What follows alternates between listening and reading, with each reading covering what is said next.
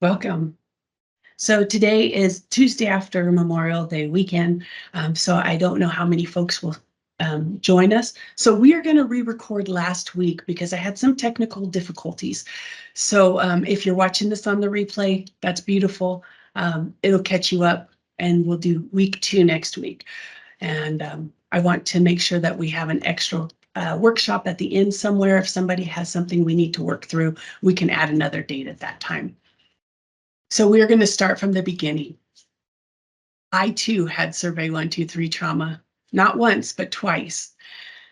You see, 7 years ago, I started my Survey123 journey. When Survey123 Connect, ArcGIS Pro, and also ArcGIS Online were all brand new. We didn't know how they fit together. So my first job out of school was learning Survey123 Connect, because I had done a small portion of that for my thesis before I graduated. There weren't many of us out there. So I spent many miles going around campus because I broke something, or maybe I deleted some data, or I deleted a field and didn't know how that was all going to work out. So I also went through a lot of issues just trying to learn the software. And I vowed at that moment that I don't want other people to feel that way, because this is a really powerful software. So I figured once I learned this and I was good at it, I'd go ahead and share that with the world. So 3.5 years ago, I started training folks what I knew. 2.5 years ago, I had a car accident. And I needed to connect all those learned skills that I had learned along the way. And that meant teaching myself Survey123 again. I didn't know Survey123 because my brain didn't realize that until I had done my first class and folks started asking me questions on the back end. And normally I could just pop into my toolbox and grab some code and things like that and give that to them.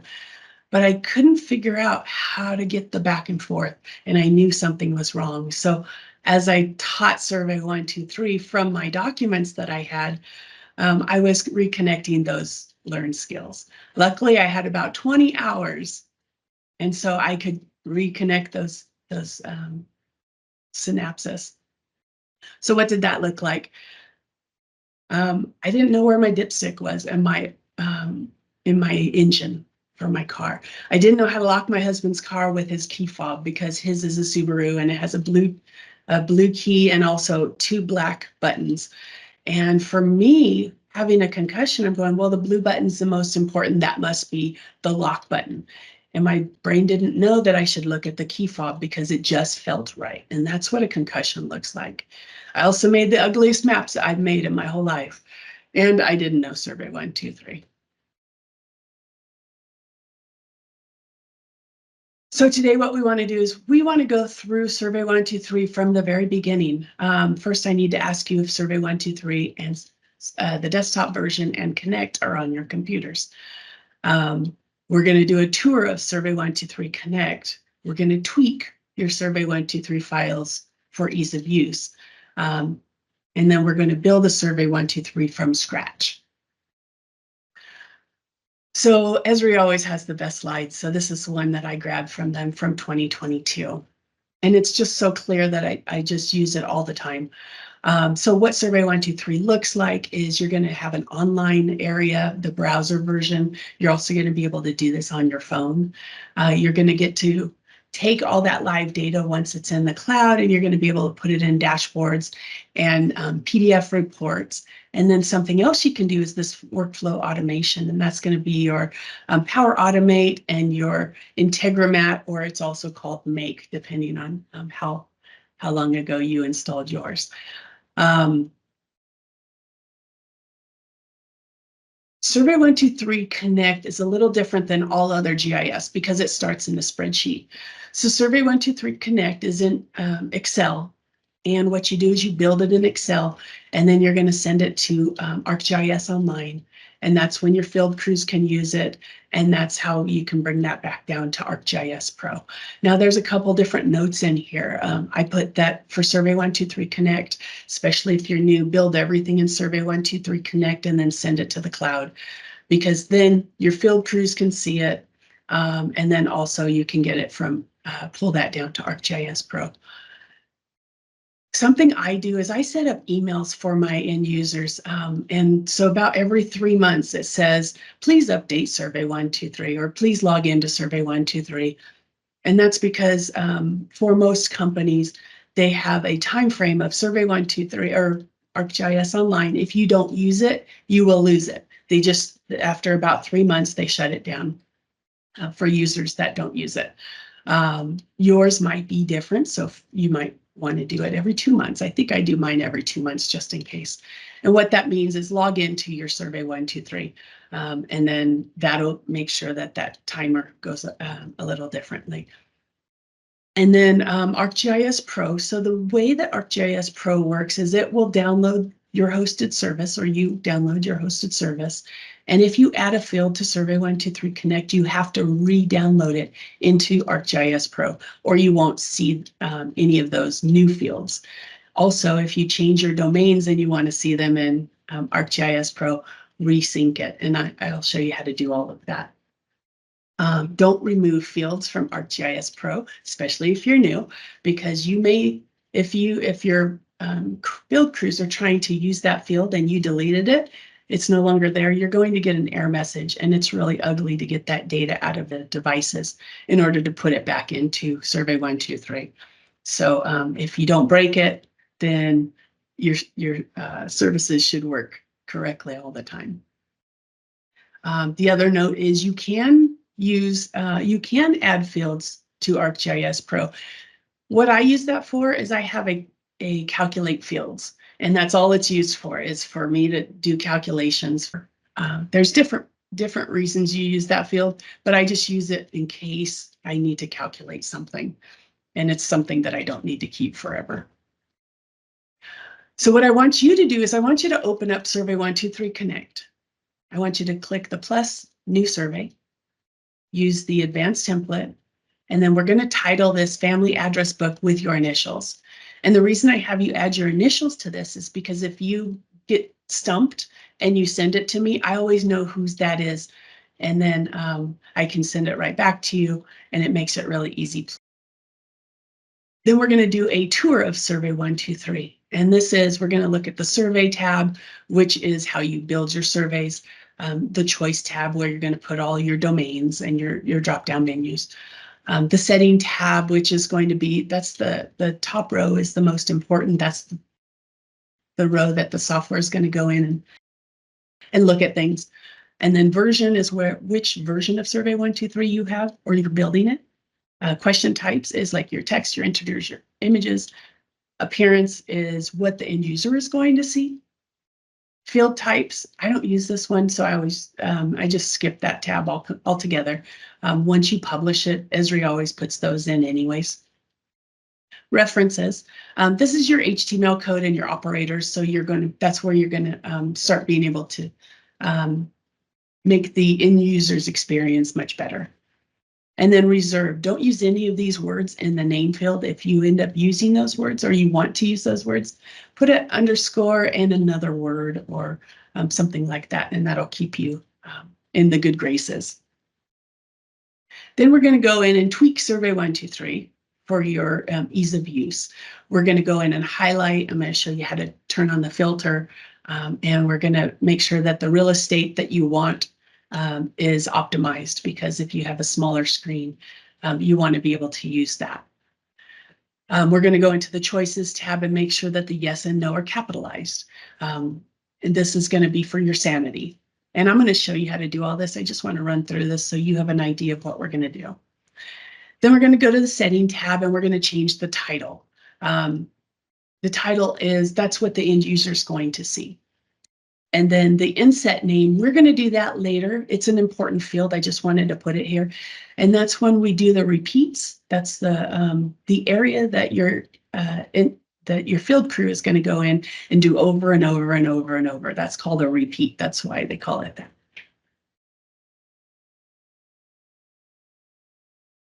And then once I show you all of that, we're going to copy and paste all of these fields into the label field. And then we'll be able to go through and maximize those. And we're going to just take it step by step.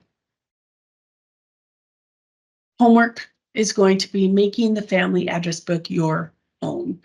The reason for that is you can either continue down the family address book, or you can start making those your survey, and this will give you a good baseline. And then I run through all of these PowerPoints first so that we can get started, and then I don't have to jump back and forth. So after class, after you've watched this one, I'd love your feedback. This is, we tweaked this from the last week, and I'm hoping that it's more beneficial to you. It's a little more streamlined. What we're going to do is open up Survey123 Connect, and I'm going to put it on my other screen. And then here's that button right here, the new survey button. And I'm going to cut and paste. And then I'm going to put my initials. And then what you're going to do is, this is advanced template. So that's the one that auto populates, and we're going to keep it there. And then we're going to just say create and let it do its magic.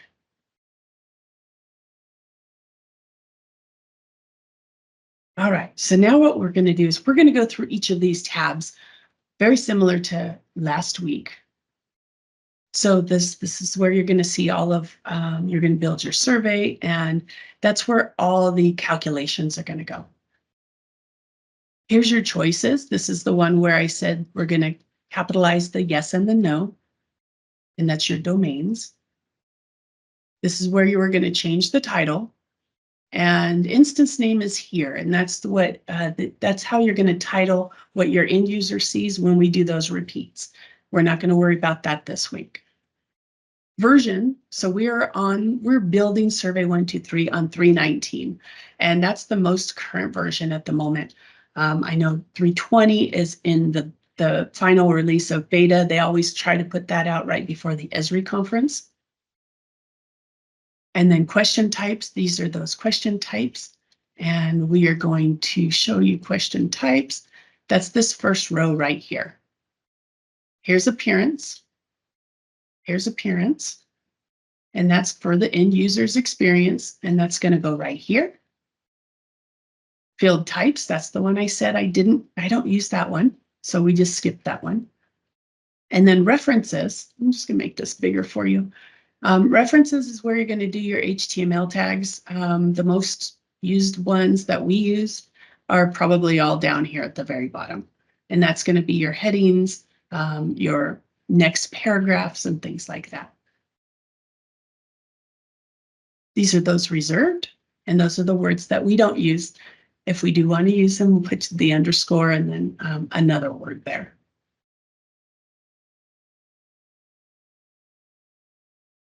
So right now what we're going to do is we're going to make this better. Right here, you'll notice this gray line down the side. And what we want to do is I'm going to show you what that does. If you're scrolling out to you, which is where a lot of people, where you're going to put the field links, if you have to go all the way out that way, you'll notice that what's happening is you're scrolling and the hint does not disappear. We want hint to disappear so that that gives us more real estate, because if you're using your screen, this is how I like to use my screen. I'm going to push this in just a little bit closer. If I'm using a phone, this is how I'm going to look at it. So you'll notice there's not a lot of real estate here. So what you can do is you can come up here to hint and view. You see the view tab up there, and see split over here. Split, if I hit it once, you see how it thickened that gray line? If I turn it off and turn it back on, it throws it on the other side. And that's what we want. And then we want to freeze it. So come over here to freeze panes, and you're going to use the top and the side. That's the very top one. Now what you'll notice is if you come through here, you have more real estate. So you can see more, and you don't have to go all the way to the end and have so much real estate taken up. Now the filter buttons are on. Filter buttons are great because what you're going to do is you'll be able to come down here and filter to specific things. If you have 100 cells that you're using, This is really great if you know that you need to go get all your images to put a piece of text in, or put a hint or something like that. And that's what you use those for. Something else that I do is I actually come over here and I highlight the important fields, and I highlight them green just so that everything seems symmetrical. Then I come out here and I go to default and calculation. And the great thing about this is if you're teaching your team how to do this, is field lengths. If you're teaching your team how to use this and you're having meetings, everybody knows what to expect. And I learned this when I started teaching my team, is it was easier for everybody to realize what was going on if we all had it set up the same way. So it makes life a little easier. And then we'll come over here to choices, and I'll take the yes and the no and capitalize those. Copy, paste. I don't use ratings, so I'm going to delete those, but I always use a yes and a no question. And if you hit save, actually, it's not going to do a whole lot. We won't be able to see me. Go to settings, and then we can see how it says survey title not set. That's where this is. And now we can call it family address book. I think if I paste it, nope, there's nothing to paste anymore.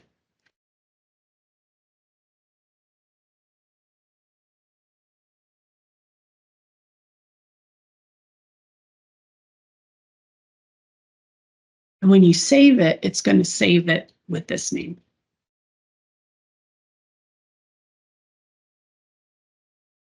See, just like that. And let's see, our next step is we're going to copy and paste those cells.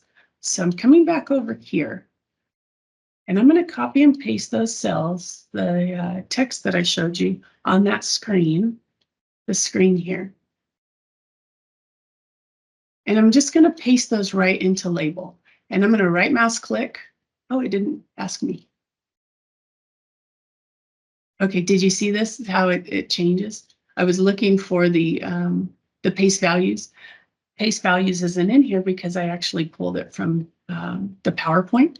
So just use the one that says match destination formatting. It's going to be the same thing. And I gave you a couple notes in here.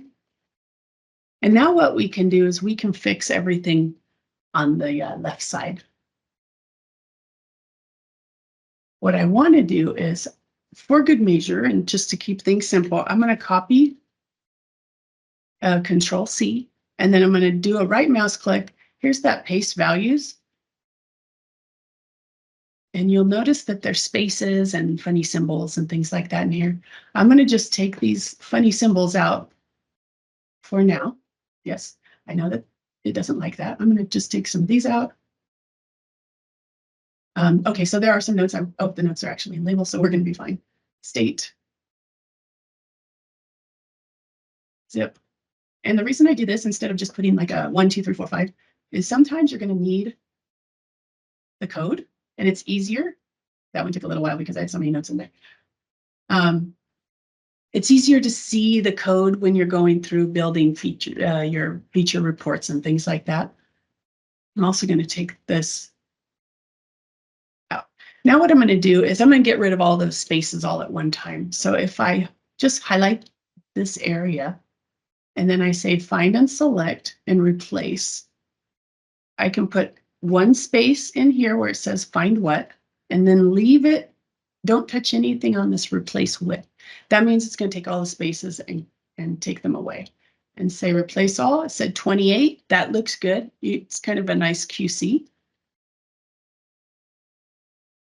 And you'll notice that state, that there's a few of them have little green arrows at the top.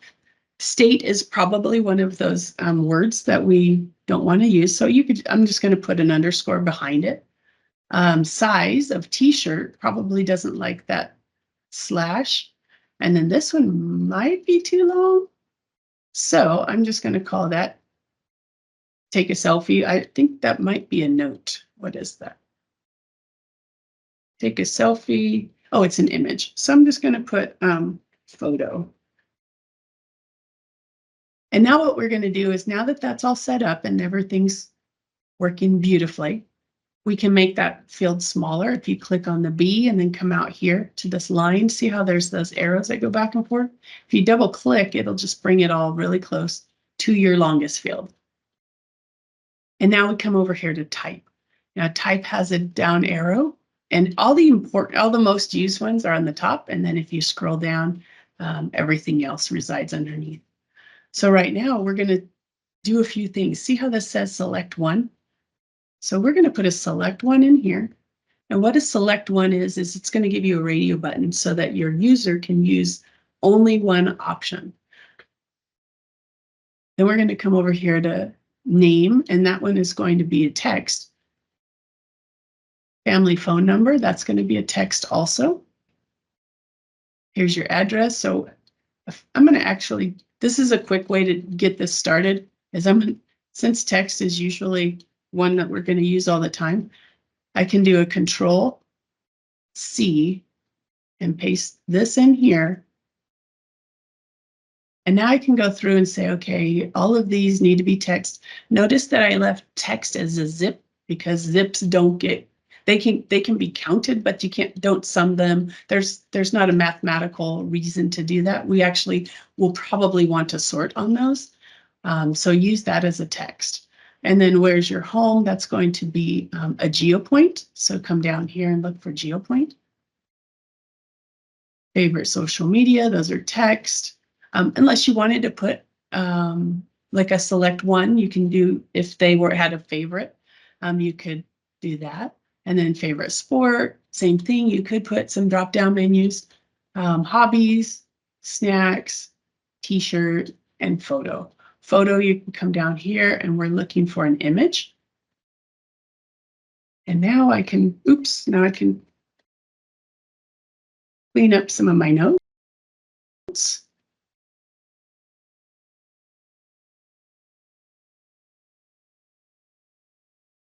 Now that select one, we're going to need to go put something in our drop-down menus. So come over here to choices.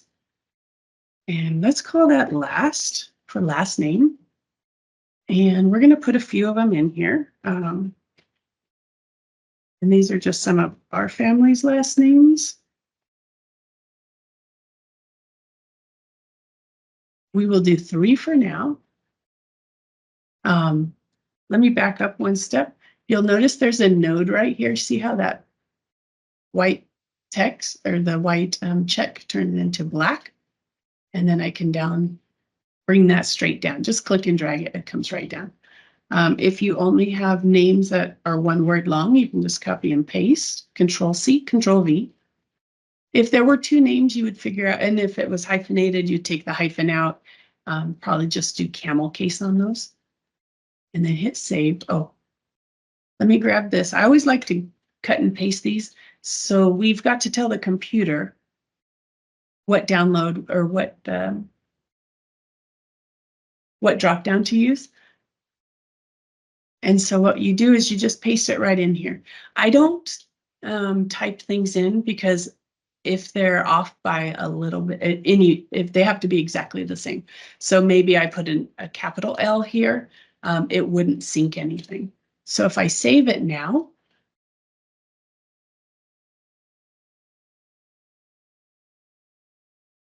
now it's going to give me some text here. That's it's only going to let you do 1.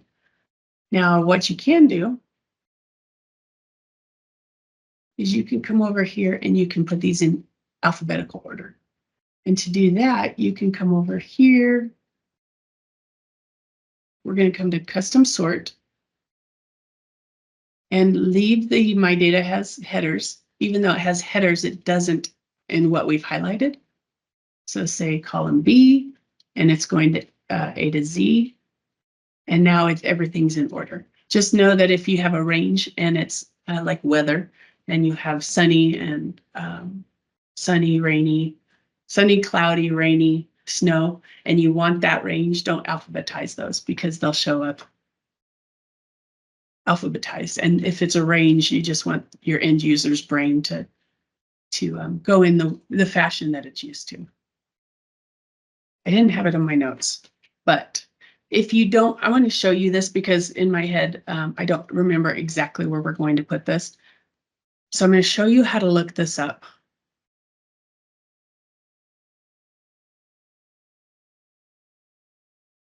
Mask for Survey123 Connect.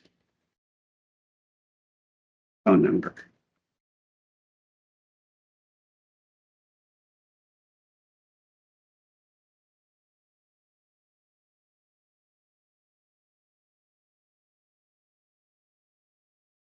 It's probably going to be one of these. There we go. And then somebody put this in here. James is a really good one to follow if you're following Survey123 folks. And then let's see where we're going to go. And then we're going to click here because I want to know what field we're putting this into. There we go. So body Esri input mask column. Easy enough.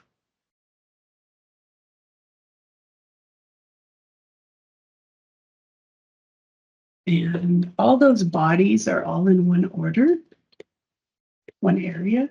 Body Esri style, parameter, mask. And I've been using the, I don't know if I'm using the X's. I know we're using 9s for numbers.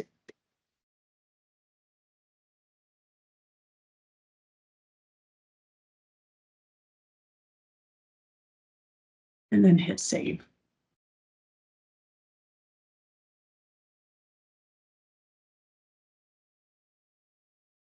Now I can delete this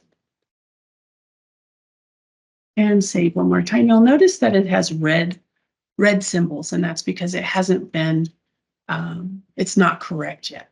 So now when we come in here and we've completed that, then it turns black. And just to kind of give you a little bit more information, you can do capital letters. If you've got your format is all capitals, you just put, you'll use A's, capital A's in that mask. Let's see what else we have here that's important. Non-blank characters. That's what the X's were. That's why it would have worked. What else? Well, there's a lot going on here. So if you want to check that out, that'll be very helpful.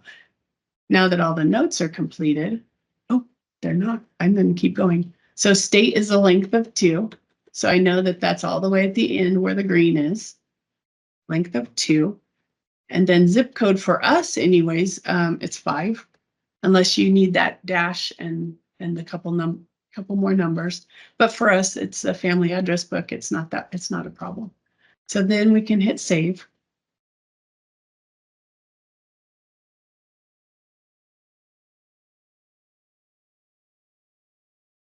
And so state, I have 2, and I didn't put anything in there because as a capital letters, that would have been good to mask.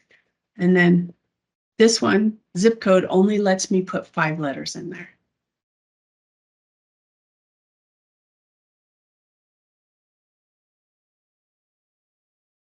And then everything else looks good. Where's your home? That's going to be your geo point. And then some questions for everybody, and then take a picture. If anybody has any questions, let me know. I just wanted to get you started with this so that you'll be able to have something to work with while you're getting through your day. Save. All right, we will build off of this one next week.